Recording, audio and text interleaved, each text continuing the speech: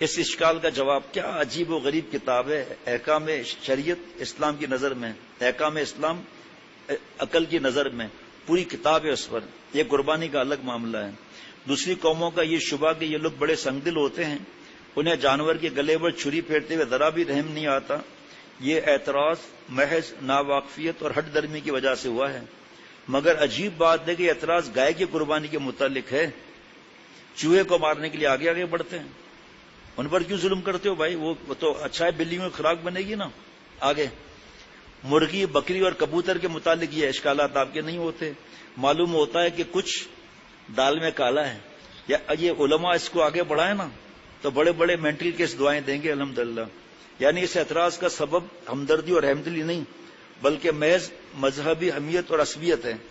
اگر کوئی ذہین آدمی مذہب سے قطع نظر کر کے سب جانوروں کے متعلق یہی اعتراض کرے تو اس کا جواب یہ ہے کہ اس سے کیا خبر کہ مسلمان نرم دل ہوتے ہیں یا سخت دل. بس ان کا اعتراض اگرچہ عصبیت سے معاملہ ہے لیکن ناواقفیت ضرور ہے اگر عصبیت نہ بھی ہو. ہمارا بڑا کمال یہ ہے کہ ہمارے اندر رحم بھی ہے لیکن حق تعالیٰ کے حکم کی وجہ سے چھری پھیرتے ہیں اور یہ سمجھ کر کے جو جان دینے والے ہیں یعنی خدا تعالیٰ اگر وہ مار ڈالیں تو جائز ہے، ان کو حق ہے. اگر کوئی کہے کہ انہوں نے تو نہیں مارا، اس کا جواب یہ کہ یعنی بندہ خدا کا نائب ہے، اس کا فعل مثل خدا کے فعل ہے. اللہ کا حکم مانا تو اللہ کی بات مانی. یہ نو مسلم ہے کہ جان جس کی دی ہوئی وہ لے سکتا ہے، ہم اس کے نائب ہیں، اسی نے ہمیں حکم دیا اس لیے ہم نے چھری پھیر دی.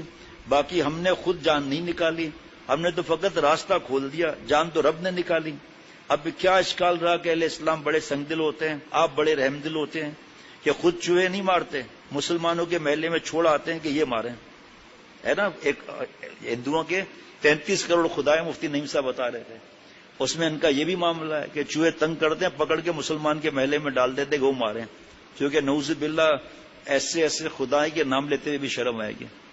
ایسے ایسے خدا ہیں ان کے 73 کروڑ اور عجیب عجیب ان کے بارے میں معاملات.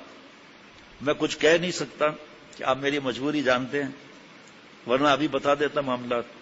خود چوہے نہیں مارتے کیونکہ ان کا وہ 33 کروڑ خدا ہے، اس میں ایک یہ بھی ہے، تو میں مسلمانوں کے محلے میں چھوڑ دیتے ہیں خود ہی ماریں گے. تو یہ رحم دلی کے خلاف نہیں ہے.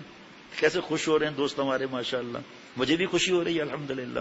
96 سے لے کر اب تک پہلی دفعہ بیان ہو رہا ہے. یہ آج بھی سوچ رہا تھا نماز میں کہ پورے کیسے ہوں گے صفحات دیے، کیونکہ بیچ میں اور بات اللہ تعالیٰ حضرت کے صدقے یاد دلا دیتے ہیں کہ مسلمان کے محلے میں چھوڑ آتے ہیں کہ یہ ماریں.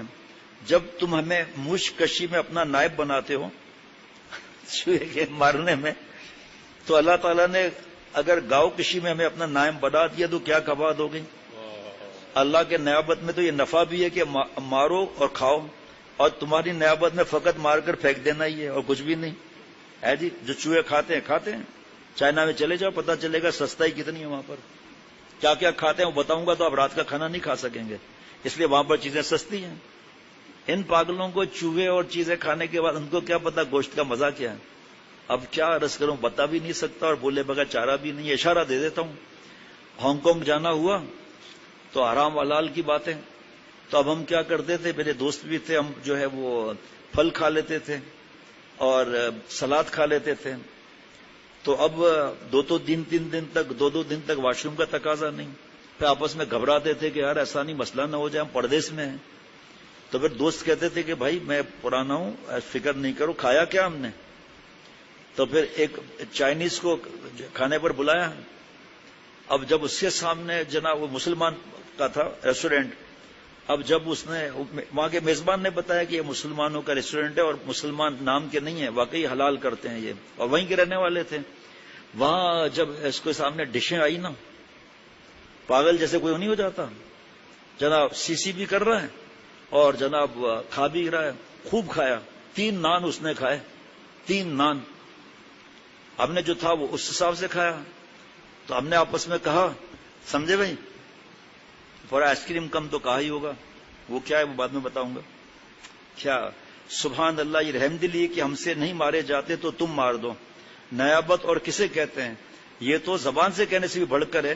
اگر زبان سے کہتے تو ایک مسلمان بھی نہ کر سکتا. کہ یہ کس غرض تھی وہ اپنا کاروبار چھوڑ کر تمہارے گھروں اور دکانوں پر چوہے مارنے جاتا، مگر ان کے گھر لا کر چھوڑ دیے کہ اچھی طرح ان کو مار سکیں. یہ رحم تو ایسا ہی ہو گیا کہ کسی کی ایک بے حیا بہو تھی، اس سے کسی نے پوچھا کہ تمہارا شوہر کہاں گیا ہے؟ ہوا کے حیا کے وجہ سے منہ سے تو نہ کہہ سکی، مطلب بتانا بھی ضروری تھا، تو جناب مطلب یہ کہ اس نے کہا ندی پار کر گیا۔ تو بعضوں کا رحم ایسا ہی ہے جیسے اس بہو کی شرم تھی کہ منہ سے بولنے میں تو حیا تھی اور جو ہے نا وہ بات کرنے میں حیا نہ رہی۔ حضرات میں بقسم کہتا ہوں کہ مسلمان کے برابر کسی قوم میں رحم نہیں، مگر امتحانوں کے وقت معلوم ہوتا ہے۔ دنیا کے کھلم کھلا ثابت کر دیا دنیا کے واقعات نے کہ رحم کے موقع پر رحم کرنا یہ مسلمان کا ہی خاصہ ہے، مسلمان کے برابر کوئی قوم رحم دل نہیں۔ اور سب کو پتا ہے کہ جہاد کے موقع پر بوڑھوں کو مت مارو، اذیت مت دو، بوڑھی مرد عورت کو اذیت مت دو، بچوں کو اذیت مت دو، اور جو آ جائے سامنے ہتھیار ڈال دے اس کو مت کچھ کہو، یہ رحم نہیں ہے؟ ورنہ دشمنوں کو کوئی چھوڑ سکتا ہے؟ میرے پاس ایک برہمن کا خط آیا تھا حضرت تھانوی رحمۃ اللہ علیہ کے پاس کہ مسلمان پر تو یہ اعتراض کیا جاتا ہے کہ گاؤں کشی کرتے ہیں، مگر یہ معترض قوم عادیوں پر ظلم کرتی ہے۔ تو مجھے اس شخص سے قول نقل کرنے سے فقط یہ دکھلانا مقصود ہے کہ حق وہ ہے جس کی دشمن بھی شہادت دے۔ ہندو کہہ رہا ہے برہمن کے لیے کتنا ظلم کرتے ہیں وہ چمار وغیرہ پر، جادو وہ ہے جو سر چڑھ کر بولے۔